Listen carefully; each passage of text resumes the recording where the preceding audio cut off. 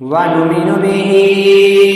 ونتوكل عليه ونعوذ بالله من شرور أنفسنا ومن سيئات أعمالنا من يهده الله فلا مضل له فمن يضلله فلا هادي له ونشهد أن لا إله إلا الله وحده لا شريك له وأشهد أن محمدا عبده ورسوله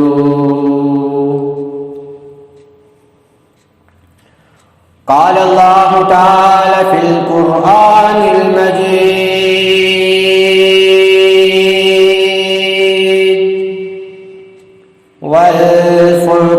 والفرقان العظيم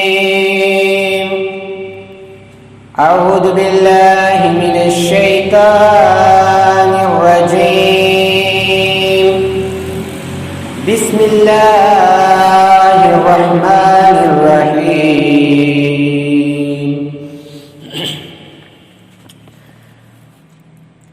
قل هو الله أحد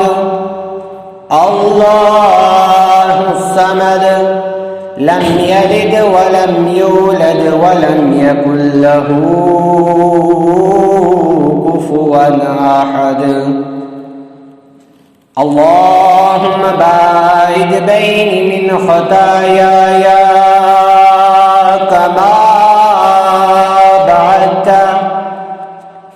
كما بعدت بين المشرق والمغرب اللهم نقني من خطاياي كما ينقى الثوب الأبيض من الدنس اللهم اغسلني من خطاياي بالماء والثلج والبرد اللهم صل على محمد وعلى آل محمد كما صليت على إبراهيم وعلى آل إبراهيم إنك حميد مجيد اللهم بارك على محمد وعلى آل محمد كما باركت على إبراهيم وعلى آل إبراهيم إنك حميد مجيد رب اشرح لي صدري ويسر لي أمري واحلل عقدة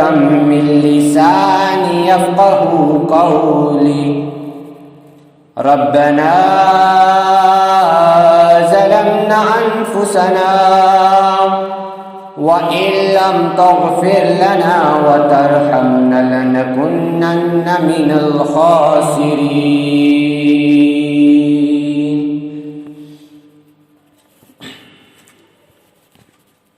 تمام تعریفیں اس اللہ تبارک و تعالی کی ذات کے لیے، تمام تعریفیں اس مالک اعلام کے لیے جو غافر، غفار، غفور، حالم، داتا، گنج بخش، رنج بخش، پوری کائنات کے نظام کو چلانے والا، اس کے لیے تمام تعریفیں جو بارش کو برسانے میں ایک وقت کو نہیں دیکھتا، اس کے لیے تمام تعریفیں جو اس پوری کائنات کے بارے میں جانتا ہے اور زیر زمین کے حالات کو جانتا ہے،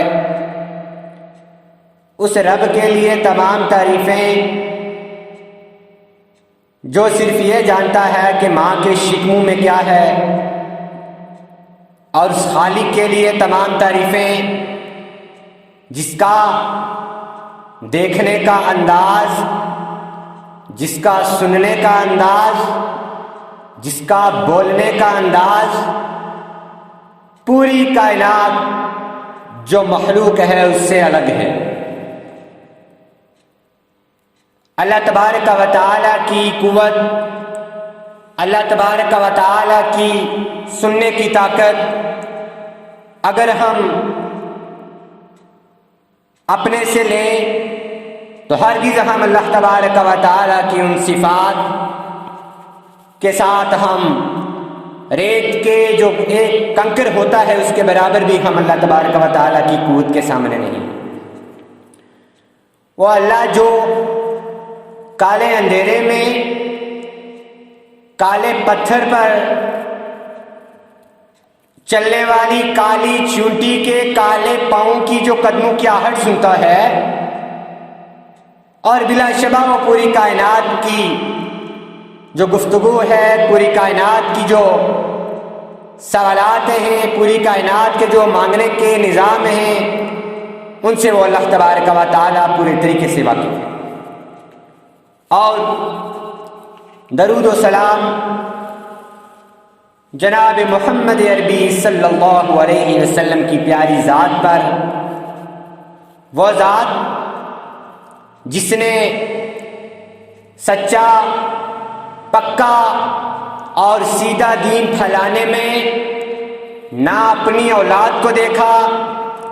نہ خود کو دیکھا، اور رب تبارک و تعالیٰ کے حکم کے سامنے ہمیشہ اپنے سر کو جھکایا۔ کروڑوں درود و سلام ہو محمد عربی صلی اللہ علیہ وسلم پر، جنہوں نے ہمارے تک اپنا سچا، خالص توحید والا دین جو ہے وہ پہنچایا۔ اور سلامتی اور برکات کا نزول ہو اللہ کے نبی جناب محمد عربی صلی اللہ علیہ وسلم کے پیارے ساتھیوں پر، جنہوں نے رسول اللہ صلی اللہ علیہ وسلم کا ساتھ ان کی زندگی میں بھی نبھایا۔ اور آج دیکھنے کا منظر یہ ہے کہ ہم ان ساتھیوں کو گنبد خضرا میں بھی اللہ کے نبی صلی اللہ علیہ وسلم کے ساتھ دیکھتے ہیں۔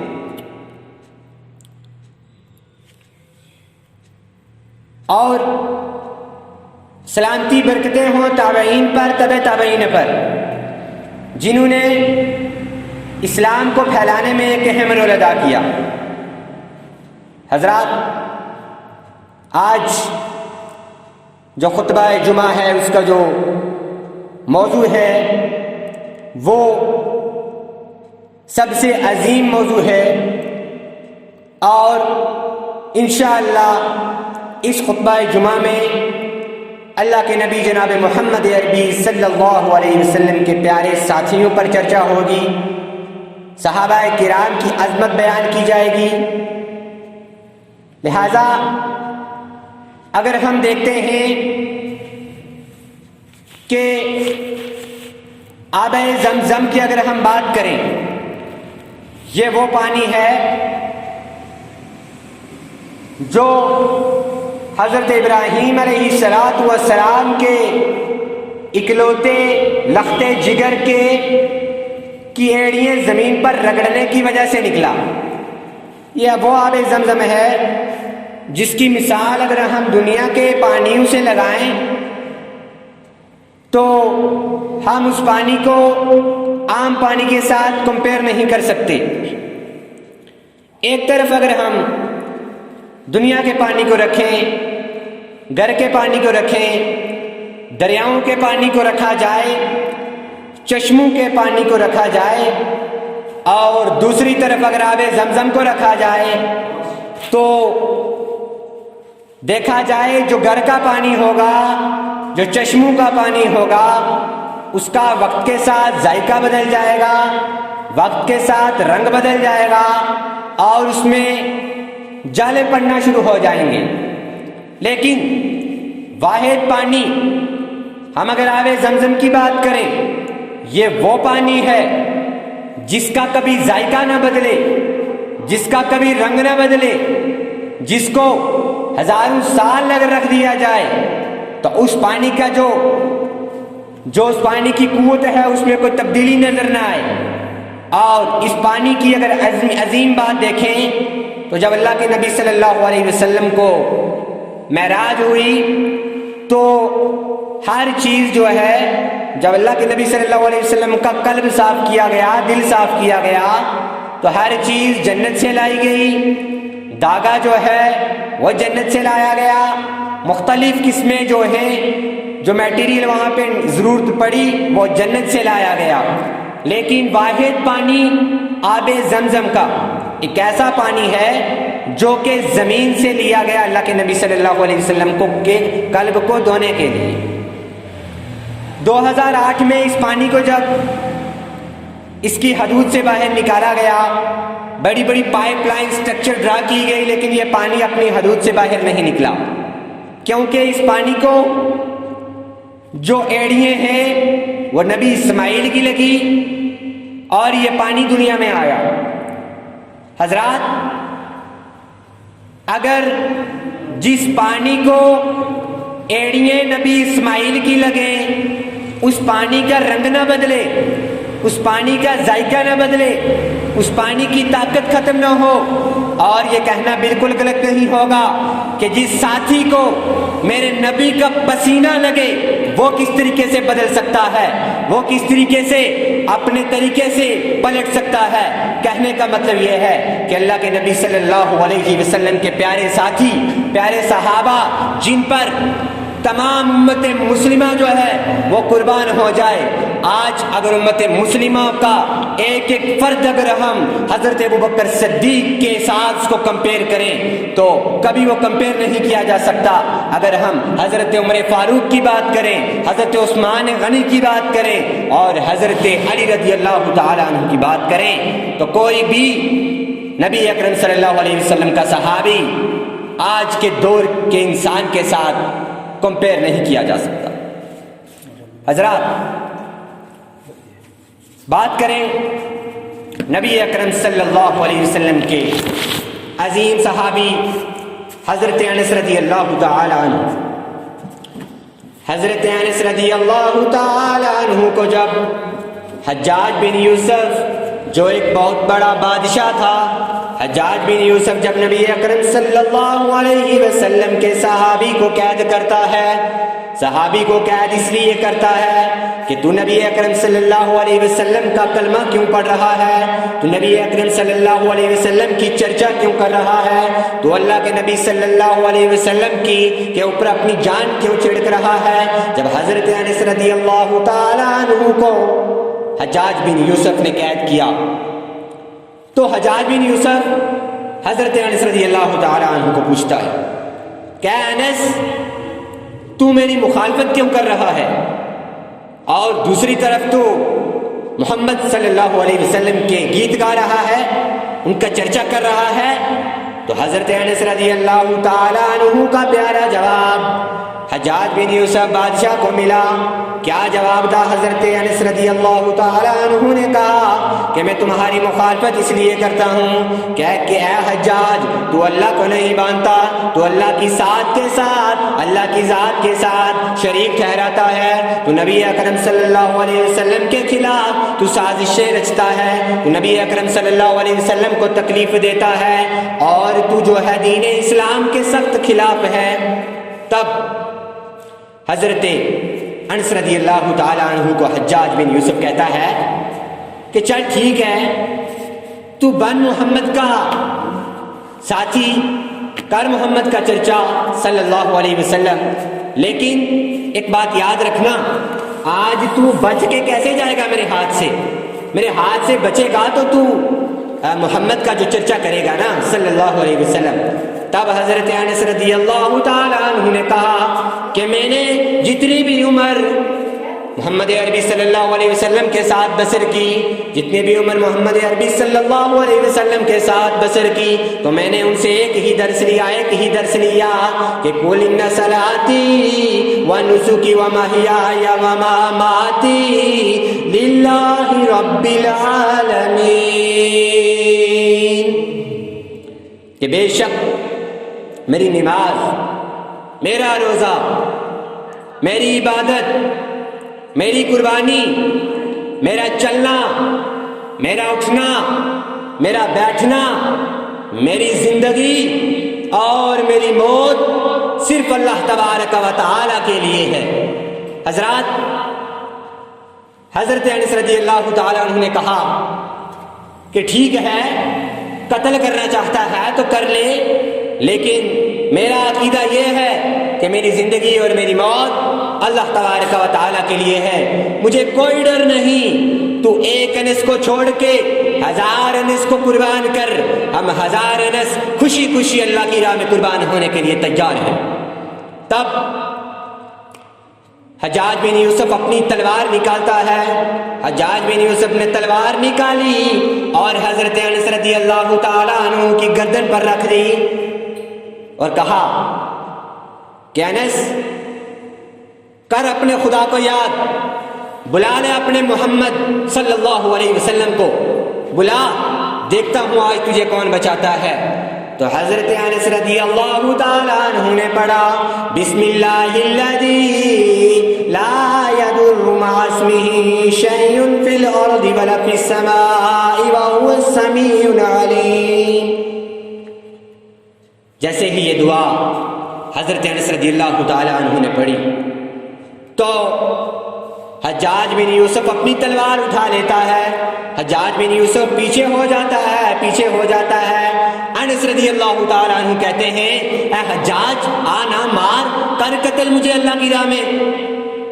تو حجاج آگے سے کہتا ہے کہ جب میں تلوار لے کر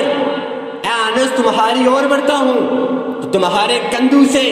بڑے بڑے شیر جو ہیں وہ میری طرف منہ کھول کر آتے ہیں اور وہ مجھے تمہارے اوپر وار نہیں کرنے دیتے ہیں، کیونکہ نبی اکرم صلی اللہ علیہ وسلم نے فرمایا تھا کہ جو شخص یہ دعا صبح 3 مرتبہ اور شام 3 مرتبہ جو پڑھتا ہے وہ اس کو کوئی بھی جو چیز ہے وہ نقصان نہیں پہنچا سکتی۔ تو حضرت انس رضی اللہ تعالیٰ عنہ نے پڑھا بسم اللہ الذی لا یضر مع اسمہ شیء فی الارض ولا فی السماء وہو السمیع العلیم۔ جیسے ہی حضرت انس رضی اللہ تعالیٰ عنہ نے پڑھا تو حجاج بن جو یوسف تھا وہ پیچھے ہو گیا اور حضرت انس رضی اللہ تعالیٰ عنہ کو اس نے آزاد کر لیا۔ ایسے ہی کرتے کرتے جو ہے وہ بڑے عظیم صحابہ نے اسلام کو ایک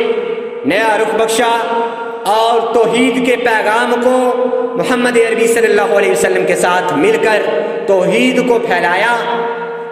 اور اسلام کا جو ہے وہ بول بالا کیا۔ حضرات، مجھے جو وقت ہے وہ کم ملا تھا اور اب میں دعوت دیتا ہوں صدر جمعیت اہل حدیث جناب مولانا محمد اقبال سلفی صاحب کہ وہ آئیں اور اپنا جو یہ خطبہ ہے اس کو جاری و ساری رکھیں۔ السلام علیکم۔